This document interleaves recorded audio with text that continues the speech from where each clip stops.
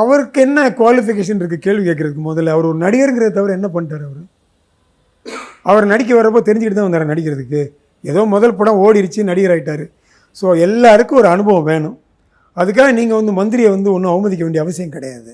அவர் மக்கள்கிட்ட இருந்து ஜெயிச்சு தானே வந்திருக்காரு. டிஎம்கே 60 வருஷமாக இருந்த ஒருத்தனை ஜெயித்து நின்று ஒருத்தன் ஜெயிச்சிருக்கான்னா நீ வந்து அவனை முதல்ல தள்ளிட்டு அடித்து மரியாதை கொடுங்க. மக்கள் சக்தி தானே அது. அவருக்கு ஒரு தடவை மந்திரியாக வராரு, வர்றன்னைக்கே எல்லாம் தெரியும். காமராஜருக்கு வர்றன்னைக்கு எல்லாம் தெரியுமான்னு. அவர் வந்து எவ்வளோ சாதிச்சார், எவ்வளோ நல்லது பண்ணார். கக்கனுக்கு என்ன தெரிஞ்சு? மந்திரியாக வந்ததுக்கப்புறம் அவங்க ஆஃபீஸர்ஸை வச்சு they will learn. Maybe a few months, a few weeksல கற்றுப்பாங்க. எல்லாருமே கற்றுக்கிட்டு மந்திரியாகிட்டு மந்திரியாக வந்தாலும் என்ன பண்ணான்? லஞ்சம் தானே அடித்தான். எவனா நல்லது பண்ணான சொசைட்டிக்கு?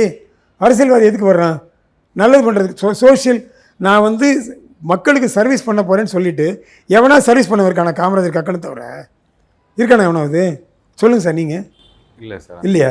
எனக்கு தெரியும், உங்களுக்கு தெரியுதுல்ல. அப்போ நீ மக்களை ஏமாற்றத்தானே வர்ற. அப்புறம் எதுக்கு அவரை நல்லவரை போய் கெடுவ நினைக்கிறீங்க? அவர் ஒழுங்காக விஜய் கரெக்டாக பண்ணுறாரு எல்லாத்தையும். ஒரு முதல்வன் படத்தை பார்த்த மாதிரி பண்ணிகிட்டு இருக்காரு வேலையை. உடனே ஸ்டெப் எடுக்கிறாரு.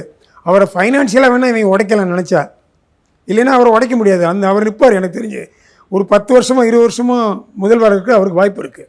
இவனை என்ன சார் பண்ணானுங்க எல்லா பொலிட்டிஷியனும்? மக்கள் கரெக்டாக மண்டையில் அடித்தாங்கன்னா டே உட்கார ஓரமாக போயின்னு.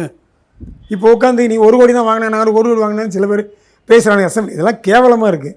ஏன்டா உன் மரியாதை நீயே குறைச்சிக்கிற? உனக்கு எதாவது வாய்ப்பு இருந்தால் நீ ஒழுங்காக வேலை பார்த்துருந்தீங்கன்னா ஜெயிச்சிருப்பில்ல. நீ வேலை பார்க்கல, உன்னுடைய தவறை ஒத்துக்காமல் விஜயை பற்றி நக்கல் பண்ணிக்கிட்டு அவர் பண்ணுற தப்பு, இவர் பேசுகிற தப்பு. வந்து இப்போ 1 மாதம் கூட ஆகலை. டைம் கொடுக்கணும் சார் எல்லாருக்கும். அவர் பெர்ஃபார்ம் பண்ணுவார். Periyar Maniammai Institute of Science and Technology, Tanjavur. B.Tech Biotechnology with specialization in computer science and biology.